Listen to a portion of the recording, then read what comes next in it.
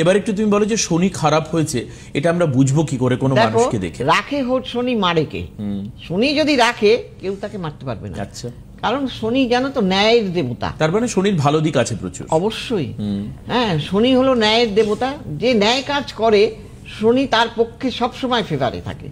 সে যদি গুরুজনদের শ্রদ্ধা করে, সে যদি মিতব্যয়ী হয়, হ্যাঁ, এইগুলো পরের সম্পত্তি হরণ না করে, গুরুজনদের অশ্রদ্ধা না করে, তাহলে কিন্তু শনি তার সবসময় ফেভারেবল।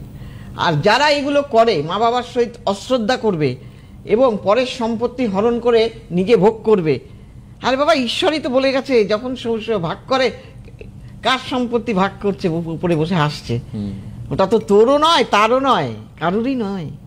তাহলে কেন এই অকারণে ঠকানো?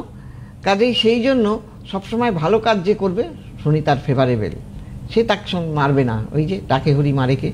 তো সেই জন্য মানে আমার এই ইকুয়েশনটা খুব অদ্ভুত লাগে, অদ্ভুত। মানে মানুষের হয়তো আমি জীবনের এই অংশে এসে বুঝতে পারছি যে আমরা এসেছিলাম কিছু না নিয়ে, আবার চলেও যাবো কিছু না নিয়ে। এই যে ইকুয়েশনটা তোমাকে বুঝতে হবে যে এই একটা ছোট্ট জীবনের, মানে আজকে 40 বছর হয়ে গেলে মানুষ মনে করে যে তার প্রায় জীবনের 60-70% প্রায় চলে গেছে।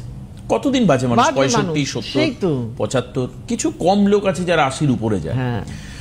তাহলে এই যে তুমি সারা জীবনে যা রোজগার করছো, সারা জীবনে যা তুমি করছো, বাড়ি গাড়ি ঘর, এইটা করতে গিয়ে তুমি কত মানুষকে কষ্ট দিচ্ছ বিভিন্ন সময়।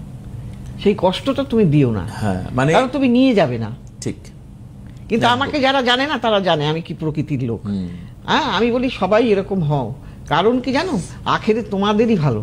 কারণ যখন তোমার তো একদিন চলে যেতেই হবে, সেখানে গিয়েও তো তোমায় জবাবদেহি করতে হবে তুমি কি করেছিলে। একদম, তাই না? তাহলে সেই জন্য, এবং গুরুর আশীর্বাদ। তার মানে তুমি এই যে ন্যায়পরায়ণতার কথা বললে, হ্যাঁ, শনির কথা বলতে গিয়ে, তো সেখানে ন্যায়পরায়ণ হওয়াটা কিন্তু খুব দরকার, ভীষণ ভাবে দরকার। কাউকে না ঠকানো, কারুর থেকে না নেওয়া, লোভ, মানে ত্যাগ করো লোভ। তোমাকে লোকে ভুল বুঝুক যে একটা কাজ তুমি করতে গেছো, ধরো সে পরিবারেরই হোক বাইরেরই হোক, ভাববে ওর কি কেন স্বার্থ নিশ্চয়ই আছে, তাহলে ও কেন করছে। কিন্তু যে ব্যক্তিটি কাজ করছে সে কিন্তু জানে, তার অন্তর জানে যে সে কোনো স্বার্থ নিয়ে করছে না, এটা করা কর্তব্য তাই সে করছে। হ্যাঁ, কিন্তু যারা যে করবে সে সাচ্চা মনে কাজ করবে, আর সেই জন্য ঈশ্বর তার পেছনে থাকবে। হ্যাঁ, আর যারা ভাববে তারা পিছিয়ে পড়বে।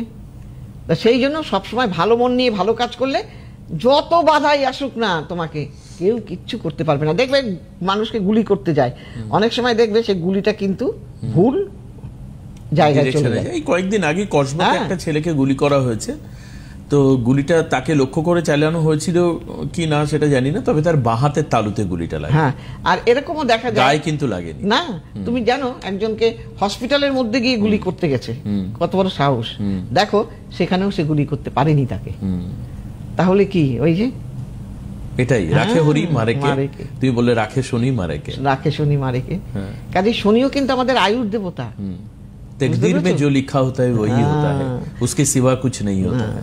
তো সেই জন্য বলি সবসময় ভালো কাজ করবেন, দেখবেন ঈশ্বর সাড়ে সাথী হোক যাই হোক আপনাকে কিন্তু অতটা বেগ দেবে না। আর শনি যদি অশুভ থাকে, আপনার পারিবারিক জীবনে অশান্তি, আপনার বিয়েতে বাধা, যে কোনো কিছুর মধ্যে আপনি একটা বাধা প্রাপ্ত হবেন।